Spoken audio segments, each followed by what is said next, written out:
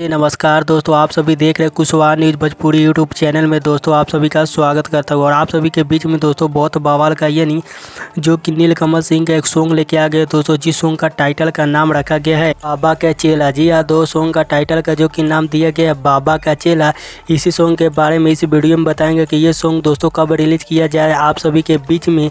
इस गीत को जो कि आप सभी के बीच में दोस्तों वीडियो सॉन्ग के माध्यम से रिलीज किया जाएगा। और जितने मेरे भाई नीलकमल सिंह को चाहने वाले इस वीडियो को देख रहे तो आप सभी इस वीडियो के ज़्यादा से ज़्यादा शेयर करें, ताकि आप सभी के बीच में कोई भी खबर आए तो आप सभी को सबसे पहले जो कि पता चले। जो कि नीलकमल सिंह का दोस्तों बहुत काफ़ी हाई लेवल का जो कि एक बोल बम सॉन्ग आप सभी के बीच में दोस्तों जो कि आ रहा है। इस गीत को जो कि वीडियो सॉन्ग के माध्यम से रिलीज़ किया जाएगा। इस वीडियो सॉन्ग में नज़र आएंगे जो कि शिल्पी पेस्ट्री उत्तराखंडी जी जो कि नज़र आने वाली है, और नीलकमल सिंह जी जो कि नज़र आएंगे एक साथ इस वीडियो सॉन्ग में दोस्तों।